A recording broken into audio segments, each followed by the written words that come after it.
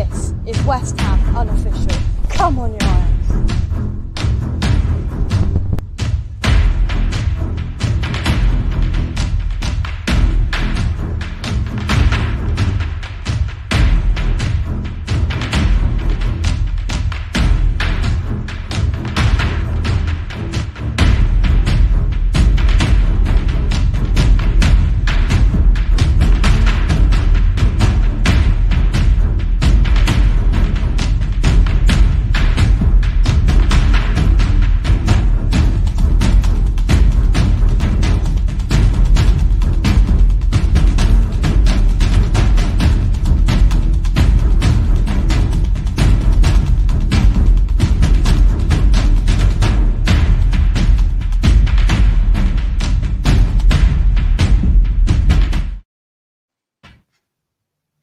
It is the Premier League roundup show for match day 6 of the Premier League season. I'm joined for the Premier League roundup show. Josh couldn't make it tonight, so it's just me and Shaun. Shaun, how are you feeling?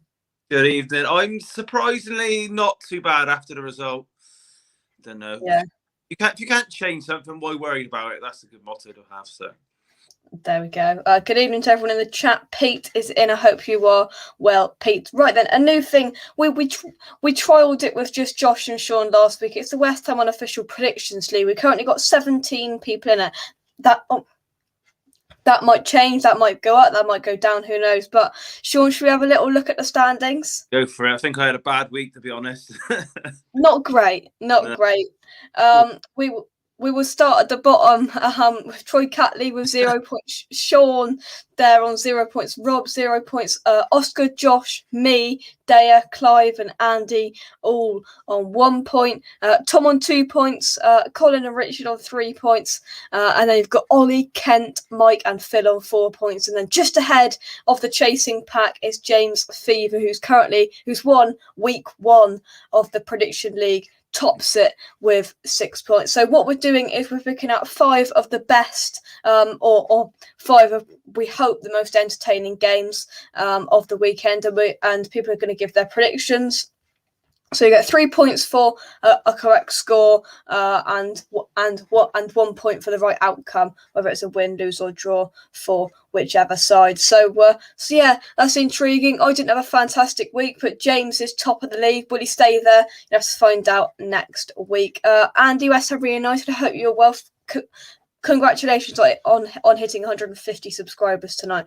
Well done. Right then, shall we get into some games, Shaun? Let's go for it. Who you got first? Chelsea 0, Man City 1. What did you make of that? Well, that's the early kickoff. Is that right? Because we had two early kickoffs, didn't we? I don't know. Why did we have 2 early kickoffs? Do you know? Don't know. Any different? Yeah, this one. To be honest, the first half reminded me very much of Tottenham Chelsea last week, where I thought, in fact, I think Tottenham are probably better than Man City were in the first half.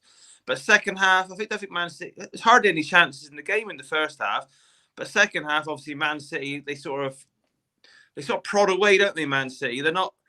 to be honest, I think I had Chelsea down to win this 1-0. I had it the complete other way. I thought they'd overrun them. I think Chelsea fans, they can be quite arrogant, can't they? Let's be honest.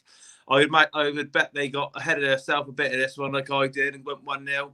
But this is Man City. What are they, 3 points clear? No, Liverpool are 3 points clear, sorry. So you got Liverpool 3 points clear. I think Man City behind in second on goal difference. Is that right? I want to say, do they play each other this weekend? Maybe, I don't know. But this will bring Tuchel down the bump a little bit. I think. Do you think, like I said, Man City were like just nagging away at them, not really just probing like they do. They're not like a bully team like Chelsea. They don't like counter attack like maybe Liverpool. They just sort of probe around a little bit. Their stats aren't as high as they were, but give it a couple of months into the season, you know they're going to be top 2, aren't they? So, but yes, great win, and obviously Man City. This is the welcome back to reality. Do you know what I mean? They beat them in the Champions League final, obviously, but this is the Premier League. This isn't a one-off game. All these points add up, and yes, great win. I thought. Yeah. And everybody's saying hello to each other in the chat. And it says Chelsea lost balance when Reece James went off injured. And more importantly, here he goes again. Dad's above me in the predictions league. He's not too far above me. Listen, it's a marathon, not a sprint, and it's only 2 points. I'll make that back up next week. Don't you panic about that. Did anyone get the West Ham score correct or not? I think a couple of people. I think Kent got it right. Dad's got them all. I tell you what. I've got them all. Wrote down. I don't think many people got it right. I was close. I went 3-1. But it was yeah. A couple of people have one there. A lot of Leeds won West Ham 3, which were quite unlucky. Leeds won West Ham 1. Let's have a little look here. 3-1 again. 2-1. Colin got it right. Then I think I went 1-1. So yeah, Phil got it right. A few others got it right. James got it right, and that's why he's top of the pile. But yeah, interesting. We're going to keep track of that every week. Josh will be back joining us next week. But in terms of Aston Villa, I bet he wishes he was here this week. Man United 0, Aston Villa 1. Now that made me smile. It was half time in the Leeds game. I was a little bit deflated. I can't lie. I turned on Twitter. Bruno Fernandes has sent a penalty over to the Etihad. I was like, yeah, that serves you right, Man United. I was so happy. I was so happy that Villa got 3 points there. Yeah, do you think he'll be on penalties next week, or do you think Ronaldo's got the ball already after that? I think Ronaldo's probably got the ball. I've seen a few things. Your thoughts on this before we go into the game is Ole Gunnar Solskjaer was moaning because Martinez was pointing at Ronaldo. So I want Ronaldo to take the penalty, and he said that put him off. Don't get me started on Ole. Well, you have, so we're going to go for it. Obviously, everyone knows Man U fans, don't they? And I think the Man U fans are like split with Ole. But how he's got that job, I don't know. If West Ham went on a bad run and Moyes got the sack, which, let's be honest, it probably happened one day, would you take Solskjaer if he was available tomorrow? No. I don't even think a club like Watford would give him the job. He's not a football manager. He gets found out more often than not in Europe. I think I've said this before. He's one of these. The games are going away from him, and he sits on his hands like he doesn't know what to do. Now, really, we should be talking about Villa now, shouldn't we? We fall into the trap now of being standard press, standard pundit. We're going to rip into why United are rubbish and Ollie, but you can't get away from it. Like, it's a brilliant win for Villa, and I thought they were lucky not to score a couple. I thought they were the better team. It was typical United last minute, get a penalty. I thought it was probably a penalty, obviously, but Ollie just moans about the most silly things. He's like, he finds something to detract the blame. Don't forget, was it on the last Champions League they lost? They went on the 10 men. Remember Wan-Bissaka got sent off? He sat there and did nothing. I think they 1-0 up when he got sent off. I think they went 1-0, 2-1 down, and he sat there doing nothing. Same happened in the Europa League final last year. Same happened when they got knocked out of the Champions League last year in the group stage. He comes up against a coach. Who was it? It might have been one of these ex-United players that like him own. I think he relies on the players having enough quality, which occasionally, if you've got your Pogbas, you've got your Ronaldos, you've got your Fernandes, your Shaws, all these players. If they go out there one day and they click, they're going to beat anyone. But if haven't got any coaching and guidance and organisation, a tactical nous when the game's not working out, because they are not good when the game's not working out. They get lucky. They were lucky against Wolves. Wolves could have, same as when Wolves played Spurs, they were the same against United. They could have scored 3 or 4. But they call Wolves seat breakers because they got those sort of forwards that they'll break seats. And United against your lot. Do you know what I mean? They were your penalty miss. You know what I mean? You didn't deserve to lose. I looked at it. I've reflected from the game, and I said, Man United aren't nothing special. Yes, they got Ronaldo on the side and that, but they were nothing special. On another day, that penalty would have been scored, and on another day, Jesse Lingard wouldn't have pulled that out the bag, but they're nothing special. United. He's relying on his quality to come up with these moments. You know what I mean? Yeah. And I wouldn't even say Lingard's one of his quality players, but he scored a few goals like that for you last year, didn't he? He can come out with a bit of magic. He's done a few things like that for England. take away these magic moments, or Pogba, what's Pogba on, like 6 assists or something daft like that? But you know, Pogba, he's going to have a quiet game, like, say, the Villa game. He's going to have the games. When you have those games like that, then you think, right, he's having a quiet game. Don't care if he's worth 100 million. You shift it around. I'm not saying he is a better coach, but I don't know if you had seen the meltdown in the press the other day. Messi was having a poor game for PSG. Yeah. Over there, on about 70 minutes, he refused, Messi, in his arrogance, refused a handshake from Pochettino because he hooked him off. Messi come off on 70 minutes. Hooked him off. I think PSG were 1-1 and PSG won the game with a late goal. Do you know what I mean? Yeah. Ollie ain't got the minerals to do anything like that. He just sits there and watches.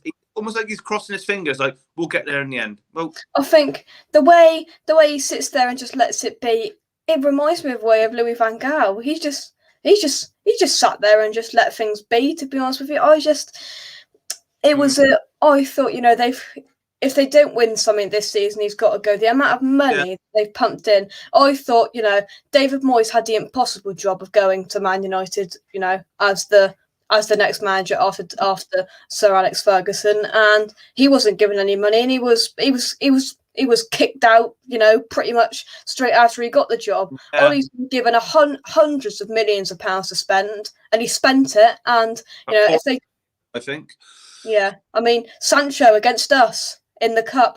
That's one game. You didn't even know he was there. He wasn't even a £15 million player. Not surprised at all. You know, and was it Luke Shaw and Maguire went off injured? They're having scans today now. You know, they could be out for a couple of weeks. There's problems at Man United, but let's see what you guys are saying in the chat. Kent says Ollie hasn't earned a League Two job. Ollie had more excuses, like a child telling the teacher my dog ate my homework. Bruno Fernandes missed a penalty on purpose to try and get Ollie sacked. I saw that. I saw some people saying that on Twitter. Kent was at the game yesterday. Kent says, brilliant atmosphere yesterday. Best away atmosphere in a long time. Raucous and raw. Proper old school. Yeah. I think we knew that was coming to going up to Leeds, but we will talk about that later on. Gary, hope you are well. Villa are fantastic. 5 at the back playing them. Andy says, I'd worry if Conte takes over, to be fair. Villa will be top 8. Matty Cash take about, especially the last 2 games, definitely. Callum, hope you are well. They are better without Grealish. Now, we put that to Josh if he was here. We'll put that to him next week. I'll screenshot that. I remember that. Are they better without Grealish, Shaun? No, in a quality way, but Grealish he's one of the sort of players where you've sort of got to carry a player like that, haven't you? So what you probably noticed is now he's gone, they brought in more players, maybe an extra player whose work rate's higher. Yeah. So they might look different in different areas, but you take out the superstar who might not track back as much. Do you know what I mean? You put them in, they might look more like a better team unit now. Do you know what I mean? They might look more compete as a team, but obviously they lack that sort of star sort of player, if that makes sense. So you might find they have a better season. They're harder to beat, and they might grind out more results, but they won't have that flashy superstar. And a lot of us get blinkered by the flashiness of players, don't we? Do you know what I mean? Whether it's practical to have them in the side or not, we can't help. We all want a showboater, don't we? A little bit, as long as it comes off more often than not. Yeah. Let's have a little look here. Poch will go back to Spurs. We will discuss all of that and more towards the end. As you tell, Shaun is looking forward to that deeply. Tiny Doc says, if Man United get Zidane or Conte, they would be serious. Kent says, if David Moyes would have been given time at Man United, he would have rebuilt them. Their loss is our gain. Oh, you're shaking your head at that, Shaun. No, he did go into the impossible job. You're right, but it was the impossible job. No, who was going to get? You remember when Fergie left, he retired very clever at the time when I think his United team, did they win the league in his last season? They were a very poor champions. They were an aging side, and they needed a rebuild. Do you know what I mean? Yeah. And whoever coming after wouldn't have had, like, I think they brought, I can't remember who they bought, but they chucked a lot of money at it. I'm sure Moyes had very little say who was coming in. you know what I mean? He was Fergie's recommendation, wasn't he, at the time? So I don't think he'd have ever got the time to do it. Do you know what I mean? Ollie's got time now. I'm not entirely sure why. I know a few United fans. I've said to a few United fans, get Conte now, and you could still win something this season. Now this sums up fans of clubs that have been very spoiled winning trophies. His reply was, Conte doesn't play the United way. Okay, now you'll hear that sort of thing from a Liverpool fan, a United fan, because they've been spoiled. They've been spoiled with winning trophies, playing brilliant a lot of the time. However, I said, what's the United way? Is that a Fergie way? Because he was there 20 years, and I said before them, so it's Fergie or black and white football. Do you know what I mean? In between, there's never been anyone fancy. Do you know what I mean? Moyes didn't play fancy. Van Gaal didn't. Mourinho played terrible. So what's the United way? Sometimes you just got to accept that you've had your moment where everything's been perfect. Like Fergie, for most of 20 years, I don't think they had hardly any seasons where they won nothing. 1 or 2 seasons, probably in 20 years. They were spoiled. So now, if they want to win something, they need a Conte. He plays free at the back. United fans, well, we don't want that. Well, what do you want? Do you know what I mean? You got to just take a look at yourself. Say, right, what do we want? We're not going to get Jurgen Klopp or Pep, who play this attractive football. They're both signed up. So what are we going to do? If you want to win something or you don't. And I think, like, I know we can talk about winning anything for years, but we've never won anything consistently. It's only probably United and Liverpool who have done that. Like, if they go 2 or 3 years without winning anything, it is a disaster for the clubs that big. So, well, we're now into 4 years without winning anything. I think that was a League Cup, I think. So, what they need to make their mind up what they want, fans and the board. Yeah. I've asked Andy what the like target is, and he says the like target is how many goals Spurs have conceded in the last 3 Premier League games. 9. 9? Well, we've already got that, Andy. We've got 11 already. If you're watching this now, make sure you do this. Ready? 3, 2, 1.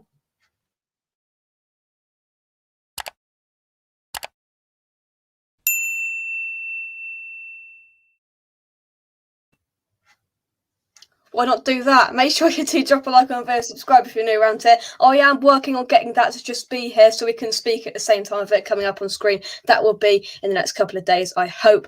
But let's take some more comments. Long may Nuno reign. And he says Alex Ferguson left because the team was on the decline. Shaun, who's the better manager, Ollie or Moyes? Oh, Moyes, definitely. I think you can't fault Moyes what he is. But I think he did a brilliant job for Everton, and if you could, I think he's more or less doing a carbon copy job for you. Yeah. You look at how he's got the team working. I think I would have put a few years ago West Ham as probably a smaller club than Everton, but I think he's got you up to the same sort of place the last couple of years.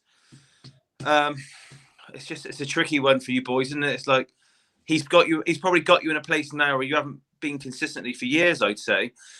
But it depends how greedy owners get. Do you know what I mean? He's got you a place. He might get you consistent 5th, 6th positions 3 years in a row. He did that at Everton. Don't forget. Okay, you're unlikely to make the next step up. But are the owners going to think, oh, he's got us that far. Our team must be good.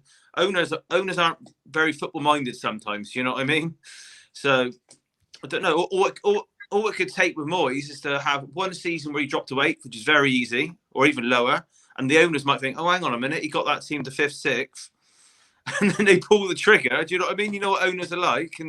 But no, I think Moyes is a very good manager for getting a team to around that area. I don't know if he had a really good cup run with Everton. He didn't win anything there, did he? But getting Everton to 5th or 6th, they're right on the edge of the Champions League spots for a few years. Probably where he wants you to be at the moment. But it's just that next step has never been bigger than ours. If you look at top 4, well, you look at United, unless they pull the trigger soon, they might slip out.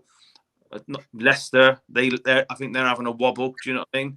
I do look at Leicester and think, I'm sure we'll get onto them. And I think Rodgers has taken them as far as he can. Do you know what I mean? You start to look at it, don't you? And I just wonder, I just hope the owners stick with Moyes and not get greedy in their mind. Do you know what I mean? Yeah.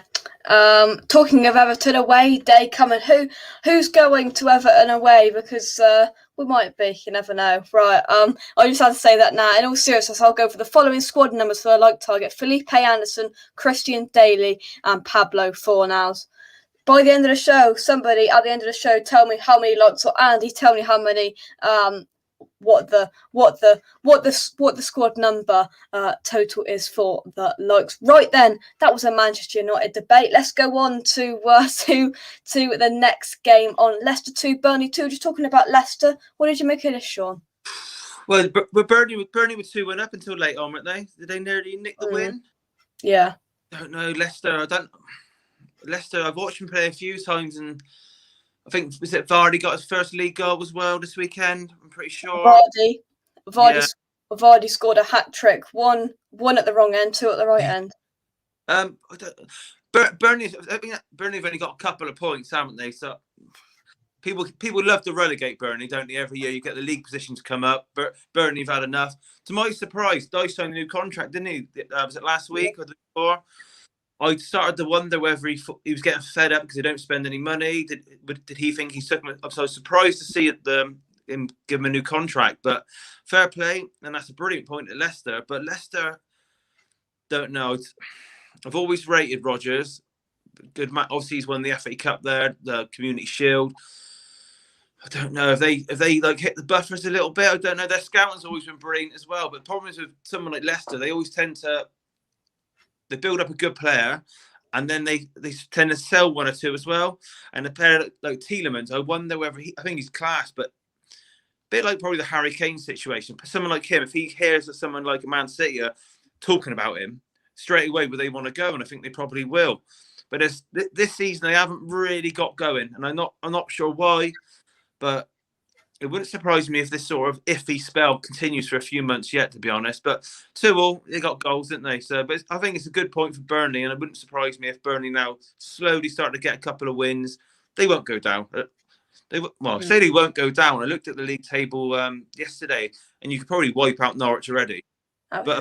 But above them, I'm looking at it thinking, who's going to go down? Like, you can make a case. Like Newcastle, they're still down there, but I don't think they've looked too bad when I watched them, to be honest. And I don't know, but yeah, it wouldn't surprise me if Leicester drop a couple of places on most people's predictions. I think they were everyone's pick for 5th, weren't they? I'd imagine. Yeah. It wouldn't surprise me if they're not there. Like a little bit lower. I think may have not seen this little wobble coming. But yeah, I'm sure it was a good game. Sharky says Harry Kane looks as interested in playing for Spurs as a man does going to see his in-laws. We'll come on to that later. Everyone's quite eager to ask Shaun about Spurs, and Shaun just wants to leave that to the end. Well, right, as long as all these questions, they can fire it back at me when I've had what he's had to say. So we'll see what they got to say back. Yeah. So Kent is going 23 for the squad numbers of Felipe Anderson, Christian Daly, and Pablo Fornals. Is that right, Andy? Let us know. Oh, Christian Daly, Jake can sing the rest. I'll leave that to Andy. Andy, put what the rest of that song is in the chat. I'll leave that to you. And it says, I think let's have a lot of old players. Vardy, a year older than all Brighton. You've got Johnny Evans there. There's another aging squad. But moving on to relegation doomed, Norwich lose their next game. 6 on the bounce, worst in Premier League history. Everton 2, Norwich 0. Well, never inevitable scoreline, wasn't it? The thing is, I say that I'm actually concerned we've got to play them soon. Do you know what I mean? Well, I think their fans have almost accepted that. I think the record, the lowest points total was 11. Was it Derby? I want to say. I think they're already looking at that, but I don't know. Everton are still going well, aren't they? Everton are going to tick over, pick up results.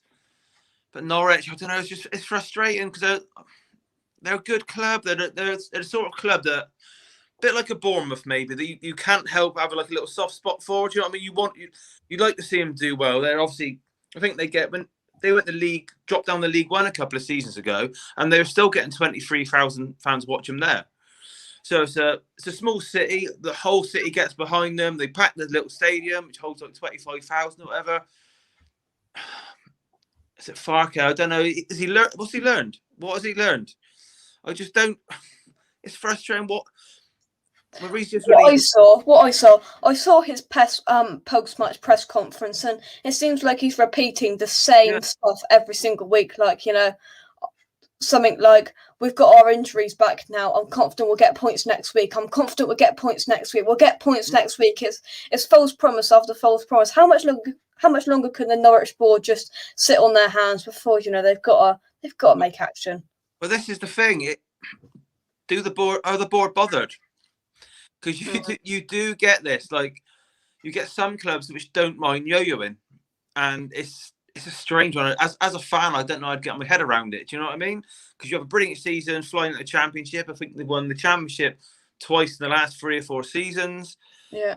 Come up and they're like, I don't know what the points total Norwich got last time, but I bet it was below 20 or around 20. It couldn't have been much more than that. And now they're looking at 21 last year.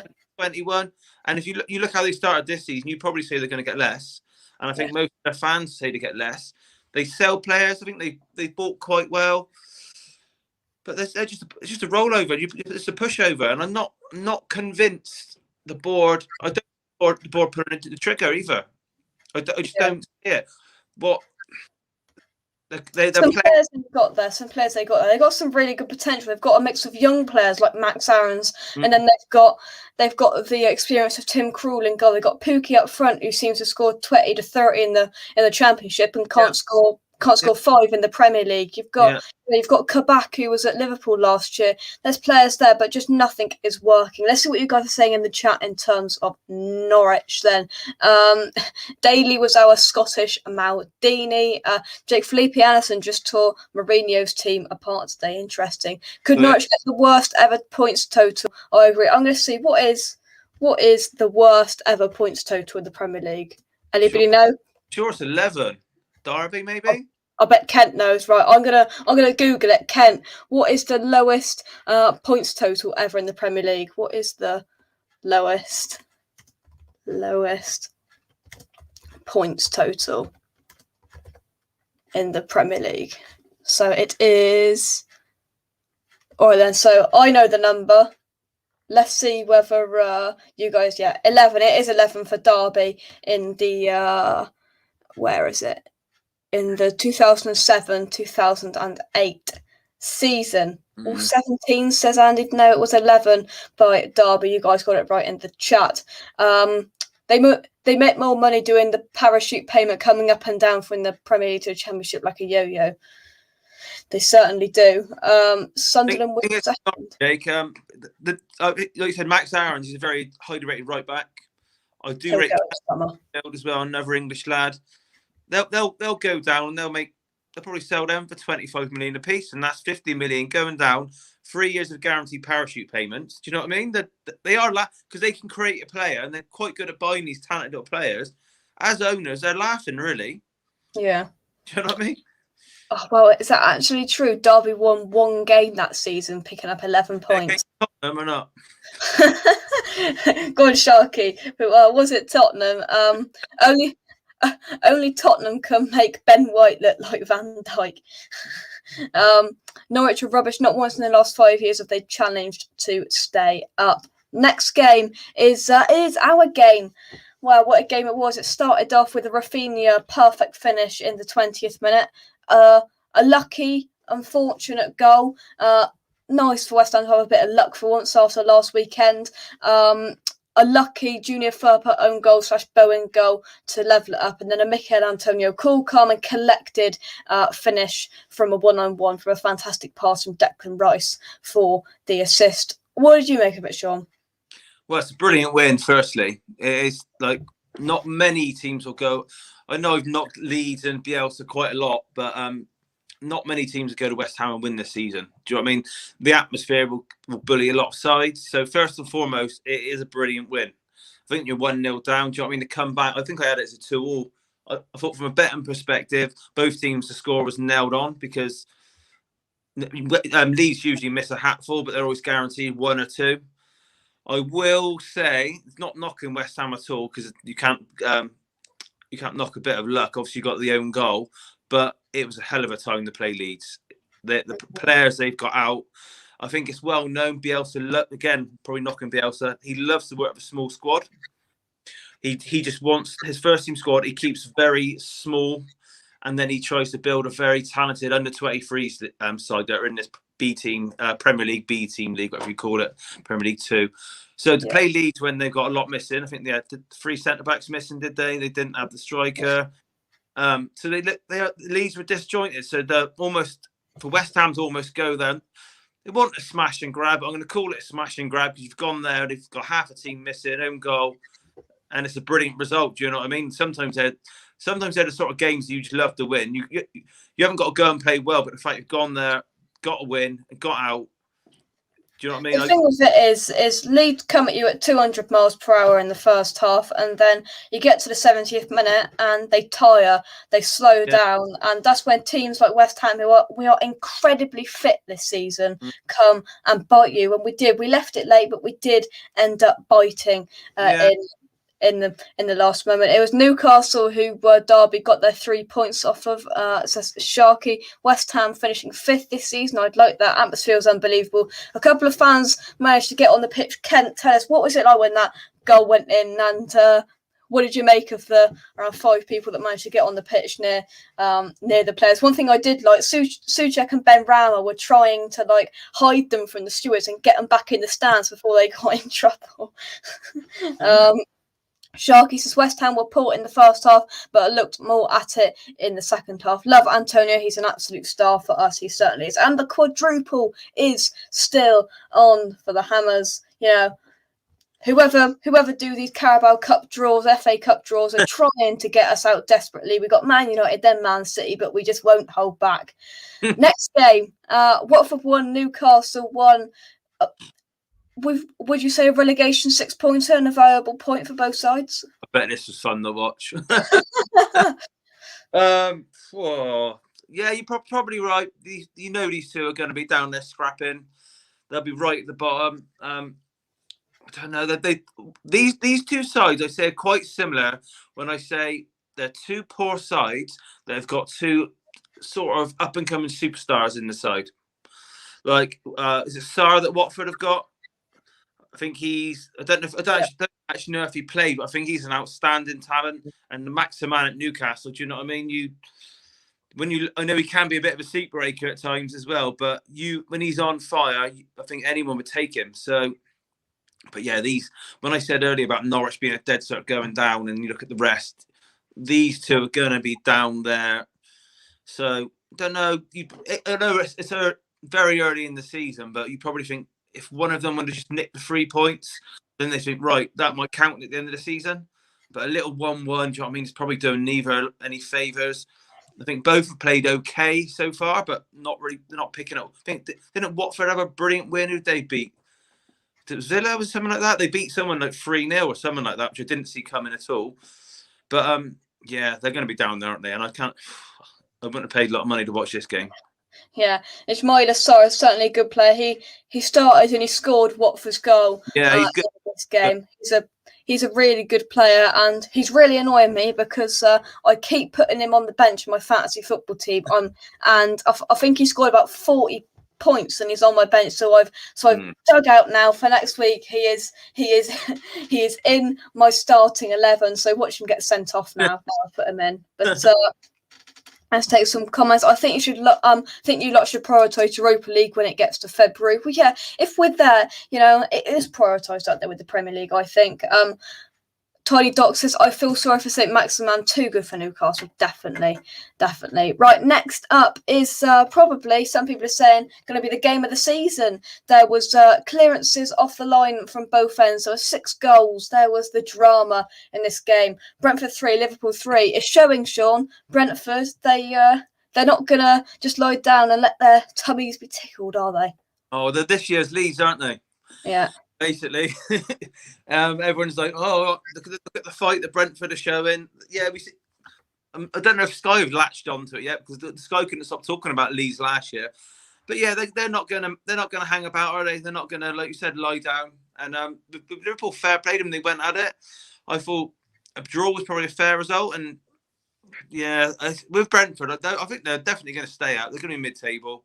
I think I think a lot of people actually thought they'd be about mid-table or a little bit below. Like, I know Brentford, Clive thought, oh, we'll prove a lot wrong, but I think a lot of people were kind of expecting that, really. I don't think they thought that they'd go down lamely like a Norwich. I think a lot of us, maybe not the Liverpool, that's a great result, but a lot of us seen them like maybe lower mid-table, and that's probably where they'll end up. Thing is with Brentford, it's going to be next year. Bit like Leeds this year, everyone sort of got used to their style, they've got used to their fight, and all of a sudden, we've had teams like Brentford before, like a Bournemouth. They have like 2 or 3 plucky seasons. The next thing you find, they're struggling, gone. So it all depends on the owners, whether it's like the right sort of backing, the right sort of investment. But Liverpool, I to be honest, I had Liverpool to win this comfortably as well. I think I went 2-0 on the predictor, but yeah, it was a brilliant game. I only caught half of this one live, to be honest, but it was a class game. Very good, end to end, wasn't it? It was, yeah. I mean, when it comes to football, we want to be entertained, don't we? And this is what that game was all about. Definitely. Will Clive talk to us about it all the way up on the train next week? Yeah, we're here all the way up to London. We'll hear how fantastic Brentford are. That's for sure. Next game is a valuable 3 points for Wolves, and quite a fitting and a good moment in football for Raul Jimenez to get his first goal back after his horrific injury. What did you make of this? Southampton haven't scored in their last 3 Premier League games, and Wolves get a viable 3 points for them. Yeah, I remember at the beginning of the season, we did our prediction for the league, guys. Saints going down. I think I had them 3rd bottom. I still think they're going to be down there. They're going to be down there with your Watfords and your Newcastle that we spoke about before. But Wolves, I think Wolves have been playing some good football under their new manager. And they should have beat Tottenham. I think they should have beat Man U. I think they slipped up again. I had them down as to winning a couple of weeks ago, but they slipped up and lost again, I believe, or drew. But this result, it was well deserved. Do you know what I mean? I honestly, they create a lot of chances, Wolves, and they haven't got the best finishers in the side. They got a lot of seat breakers, I said earlier. But I think Southampton fans, they're quite a good bunch of Saints fans. Do you know what I mean? They're a bit like Winnie's clubs. I know they're localish. A lively bunch, that's for sure. Yeah, they're realistic. Do you know what I mean? I think a lot of their fans will be looking at this and thinking, this is not good this season. And also their B team, because one of my best mates' son plays in the goal for the B team in the Premier League too. And I think the B team have I think they've won 4 out of 30 in the B team, which they're in the 23s. That's what they call it. So the club's not going in the brilliant direction at the moment. I don't know how hard they are hit with COVID. I think they've got Chinese owners. I'm not quite sure, but I had them 3rd from bottom. I don't think Wolves will be down there. I still think they've got too much. They might not make it as high as mid-table, but yeah, this result didn't surprise me in the slightest, to be honest. No. Let's have a little look at some comments. Saints won't score enough goals to keep them out of trouble. Tiny says if Ole was managing Brentford, they would get relegated. That's bold. That is bold. Next match and the final match. Right then. So I'm going to give you however long you want. 5-10 minutes. Talk about it. Go, Shaun. The floor. Arsenal 3, Spurs 1. Go. Gonna forget the match first, because obviously there's lots of problems. Did you see the boxing last night? Did you see how amazing the stadium was? The fireworks. I did, yeah, good in that was. That's probably the best night atmosphere-wise of boxing there's been in this country ever. Blows anything away Wembley has been, and that was Daniel Levy's big night. That is what he's built this club for the last 20 years. He's got a stadium. Do you know what I mean? It's the best multi-purpose sports and entertainment venue in Europe. There's nothing that can touch it. It looked incredible last night. I would be surprised if he's even at the game today. So, I don't know. I'm gonna start contradicting myself. I know it because I was full of praise for Paratici at the beginning of the season. I told you Nuno's got him working hard. I know this, and I'm starting to be concerned because Paratici is a well-known technical director across Europe. Nuno is the head coach. It's well documented. He was probably about the 5th choice. For whatever reasons, many didn't want to get involved, whether it's because of a lack of backing with the chairman or whatever it was. But Paratici has got a lot of clout with the club. He will obviously consult the coach with who he wants to buy in, but I think he has the final say. I think after the first 3 games we were top due to work rate, but we created nothing. I think it was 3 wins out of 3, 4 chances on goal created in 3 games. Now, if you're relying on work rate, that's going to run out because we lack the quality. We created nothing, and don't know. He keeps playing this 4-3-3, and we don't have the squad, the balance in midfield for 4-3-3. We don't have a playmaker, and Dombele's been a complete waste of time. He can't run. He plays about 40 minutes, and he's blowing. He's done.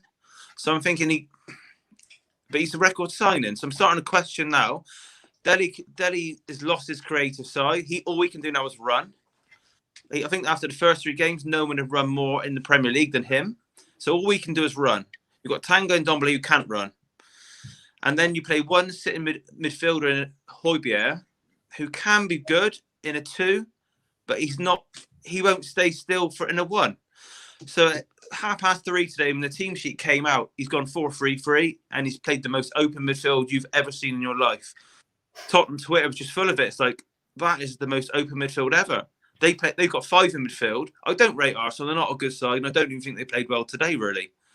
But they're sort of players they've got okay, neat and tidy playmakers. So you've got your Odegaard, you've got your Smith Rowe, and who's the other one that played in there? I've forgotten the other midfielder who played today. Saka, Xhaka. Yeah, Saka. Yeah, sorry, it's got the Englishman. So they're 3 sort of neat and tidy midfielders, and we've got an open midfield.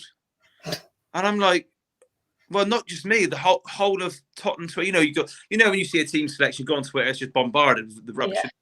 But everyone's banging the same drum. And I'm looking at it and I'm thinking, and if that might sound mad, with all this power that Paratici's got, I'm starting to wonder if he's picking the team a little bit. Levy sort of wanted to sell Dele last summer. No one would really take him. I think PSG wanted him on loan, but that wasn't good enough for him. You've got Ndombele, who's 56 million record signing.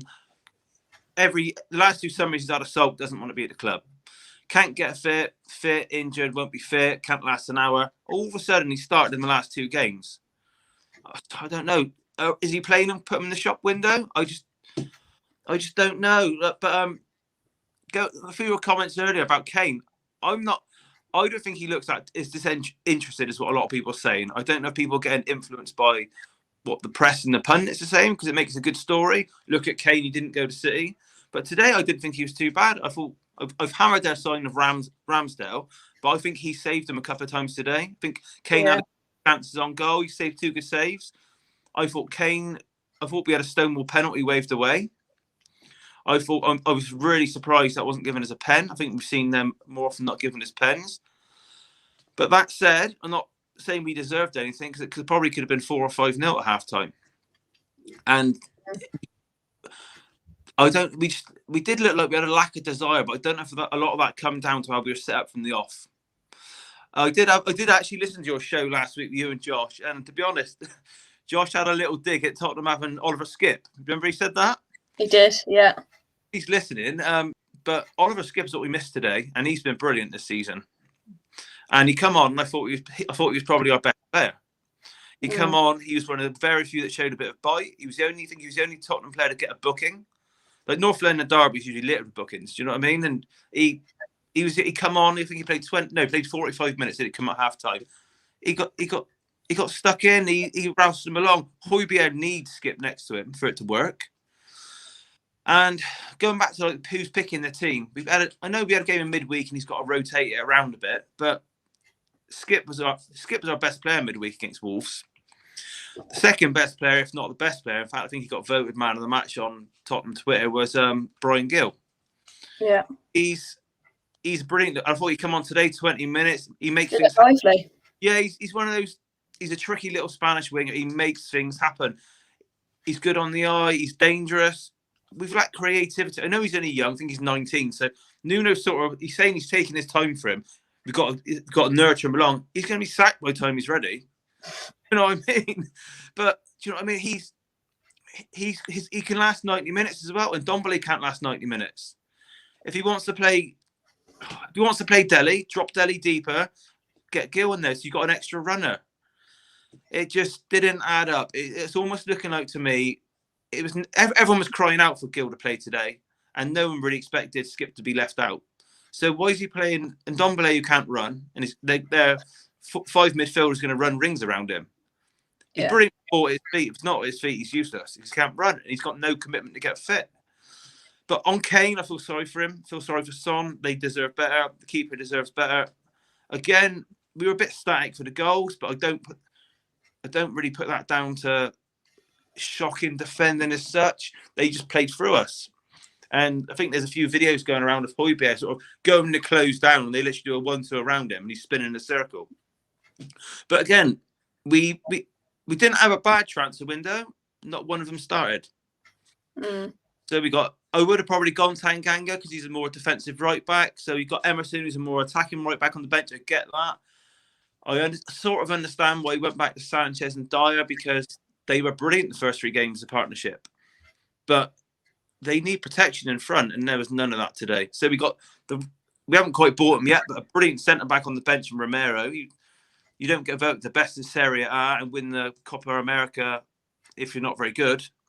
And then you've got Gill and Skip sat there as well, and I don't know.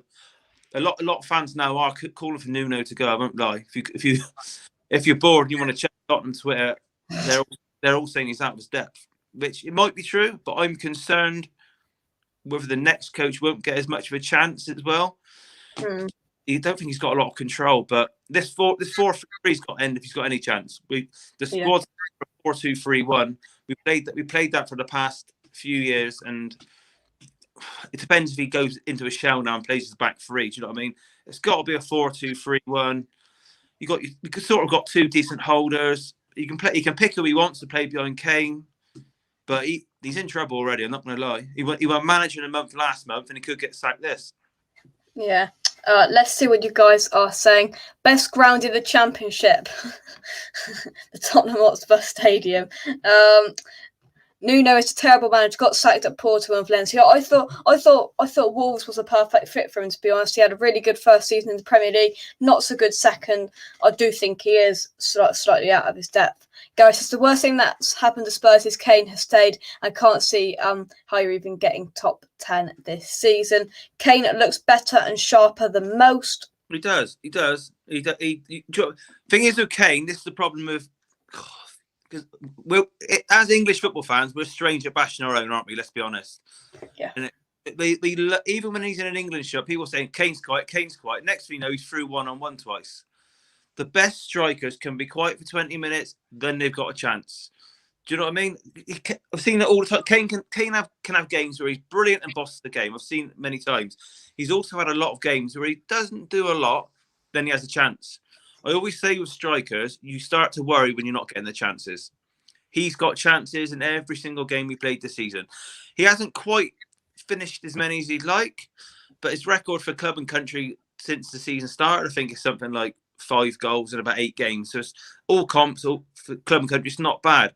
I think he had 2 or 3 chances today. I thought he got brought down the box. That's a penalty and a goal. He took his penalty in the shootout. He scored against Wolves, scored another amazing penalty in the shootout. How he celebrated his goal in the penalty shootout doesn't look like he doesn't want to be there. He's probably a little bit deflated. That's understandable. But the whole club is a little bit deflated at the moment. We sort of fluked it getting top for 2 weeks.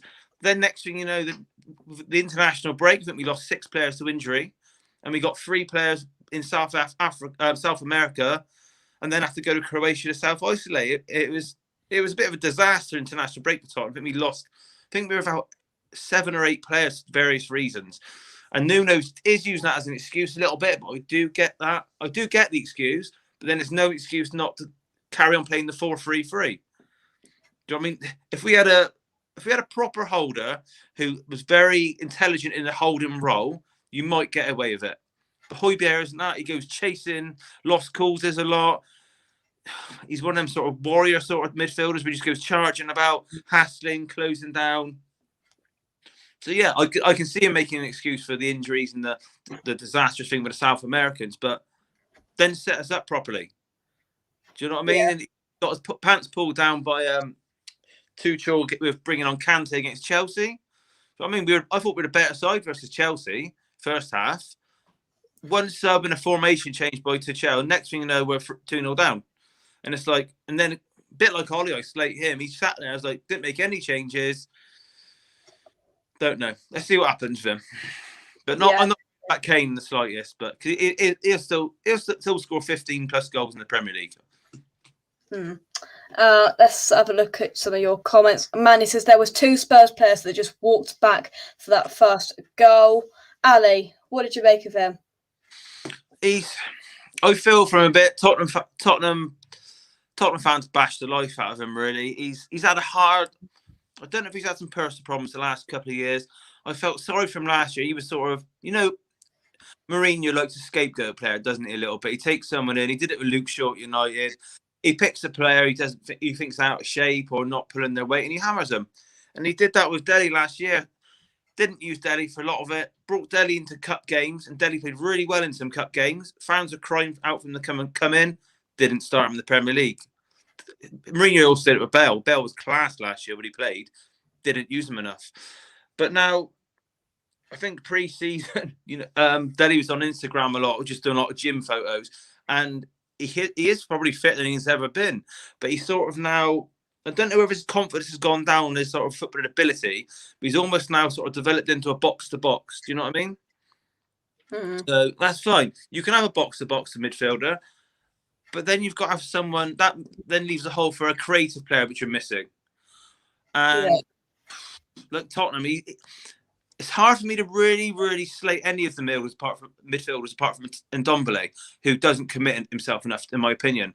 We've got a midfield balance, which is shocking, to be honest. Okay, Skip's come in. He's very simple. He's going to be a really good player. He played for England, in my opinion. He's very good. He can read a game. Højbjerg's a bit erratic. You got Winks, who's just sort of floating around the club, who was he was good. Now he's poor. You got Lo Celso. Tottenham fans just hammer him. He starts every game for Argentina, but he reminds me of the sort of player that sort of, I've watched a lot of La Liga games in Spain, seen a few games live. If you watch their mid-table sides in La Liga, you get a lot of sort of neat and tidy players who can do a good term and then do very little. He's one of the. He's neat and tidy, but in the Premier League, you need more than it. You got some fight, and our midfield balance is awful. And you cannot. Again, Dele's English, so people are going to look at Dele. Okay, look at the other players as well, because we're all guilty of it. I just think if an English player who played for England, all this and that, or an English player who's on Instagram, we like to hammer it, who's in the press. Do you know what I mean? Our eyes tend to drift towards them more than some of the foreign lads, I think. And he's working very hard, but our midfield's just really, really poor and lacks balance. Yeah. Let's have another look at some of your comments. Quick fire, yes or no, Shaun? Do you think Tottenham will win the European Conference League? No, I don't. And I to be honest, I'd bin it off. That if I'm being honest, I would. I don't know. People say, "Oh, you can't see what you win. You haven't won a trophy in 20 years." It's just such a low level of a cup, isn't it? I don't.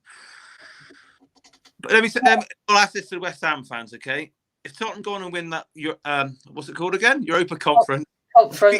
If we go on and win that, and I come on here and brag about winning it, we've won a trophy, and Tottenham Twitter's full of it, will you have a field day? Do you know what I mean? I don't care. I can laugh at. I don't take football serious enough to let it ruin my day. But honestly, it's not. The club needs to be going up the table. We're not going to get top 4. We're not going to get top 6. But there needs to be some progression. Do you know what I mean? I think last year we were 7th. I had us down as 8th this year. We might even be a bit lower than that, but we won't be far mid-table, 8th, 10th. But we got. Whatever happens, whether it's the scouting's got to be better, whether it's got to be the better coach, you've got to have some progression. And by winning the Europa Conference League, all that's going to do is you're going to pay about 30 games. It might paper over some cracks to the greedy owner who just, if he sees that, they're good enough to win that little cup, I don't need to invest so much. That's the way I view it. Do you know where I'm coming from? And yeah. That way. But no, I would. I'm not. I just think it's a fun to watch on a Thursday night. Do you know what I mean? But bit of comedy. Yeah.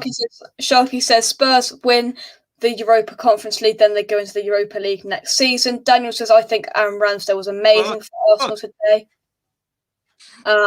P. Gaz says, I think Nuno underestimated the intensity of the derby. Shaun, you should have got Sabitzer. Well, it's a debate, and it was slightly amusing watching it today. I can't lie.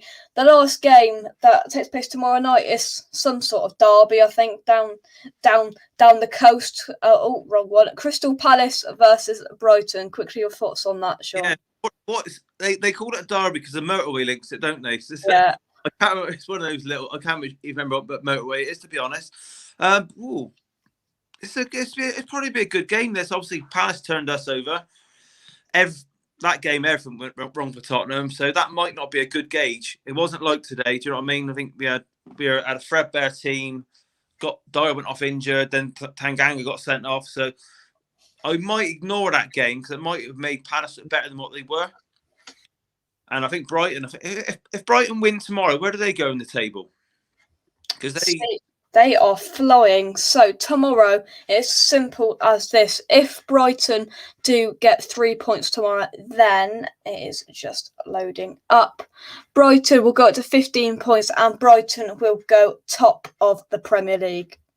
do you know what I mean? I hope they do it as well. And this will make you boys laugh as well, because when Tottenham were on this sort of manager hunt, a lot of fans looked down on that Graham Potter. They looked down at him and said, not up to it.